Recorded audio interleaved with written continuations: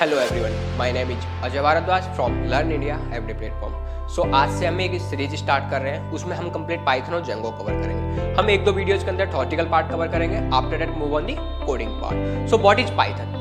Python is a basically programming language. So first of all, we have need to learn about the programming language. So programming language is a communicative computer or humans. Let's take a simple example.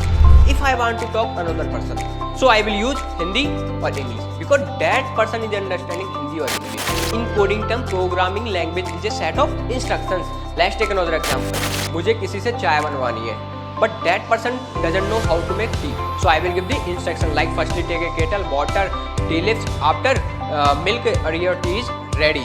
Same example follow the computer. Suppose if I have need sum of two numbers, so I will give the instruction like firstly take a first input variable, after second input variable and sum equal to add of first input variable and second input variable and print of sum.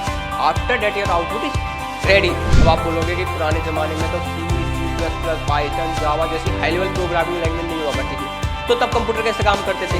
तब पुराने जमाने computer हुआ करती थी only electricity, यानी voltage आ रहा है और वोल्टेज जा रहा है, यानी voltage high we called it 1, voltage low we called it 0। तो कंप्यूटर 0-1 सिस्टम पे काम करने लग गया और हमने 0-1 सिस्टम का नाम रख दिया बाइनरी सिस्टम। तो पुराने साइंटिस्टों को एक और बड़ी प्रॉब्लम को फेस करना पड़ा। वो प्रॉब्लम ये थी कि उनको हर किसी कोड, हर किसी नंबर्स के लिए बाइनरी डिजिट्स को याद करना पड़ता था। मैंने बोला आपसे 10 प्रिंट करवा के बताओ, तो 10 प्रिंट करवाने के लिए पहले 10 को बाइनरी डिजिट्स में कन्वर्ट करना पड़ता था। लाइक बाइनरी डिजिट का 10 का 1010 होता है, तो उनको क्या करना पड़ता था? 1 के लिए वोल्टेज हाई करना पड़ता था, 0 के लिए वोल्टेज को लो करना पड़ता था, उनको वायरिंग लगानी हटानी पड़ती थी। तो एक बहुत बड़ी प्रॉब्लम थी। मैंने बोला आपसे कि मुझे प्रिंट करो हेलो वर्ड को, तो हेलो वर्ड को प्रिंट करवाने के लिए हेलो वर्ड का एक स्पेसिफिक बाइनरी नंबर होता था जिसको वो याद करते थे। अब बड़ी बड़ी कंपनियों में बड़े बड़े कोड हुआ करते थे, तो बड़े बड़े कोडों के लिए बड़ी बड़ी संख्या में बाइनरी डिजिट्स हुआ करते थे जिनको याद करना पॉसिबल नहीं था, तो वो अपने पास एक डेटा कलेक्शन करके रखते थे। प्रॉब्लम को सॉल्व करने के लिए ग्रेस हॉपर नाम के एक साइंटिस्ट आई। 1949 में उसने एक मशीन बनाई, उस मशीन का नाम रख दिया कंपाइलर मशीन। वो कंपाइलर मशीन क्या करती थी? वो मशीन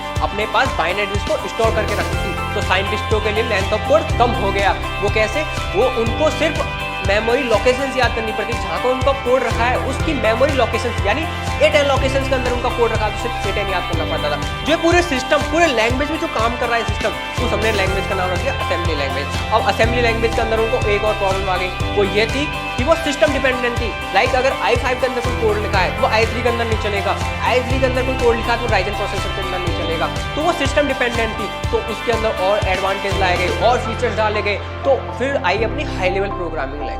और high level programming language that mean C++, Java, Python. अब आपके माइंड में एक क्वेश्चन आ रहा होगा कि इतनी सारी हाई लेवल प्रोग्रामिंग लैंग्वेज क्यों बनाई गई जबकि हम एक दो प्रोग्रामिंग लैंग्वेज से काम चला सकते थे? तो मैं इसके लिए एक एग्जांपल लेता हूँ। सपोज एक पेड़ है और पेड़ को काटने के लिए मेरे पास 2 टूल्स है, मेरे पास 2 ऑप्शन है, लाइक कुल्हाड़ी और चाकू।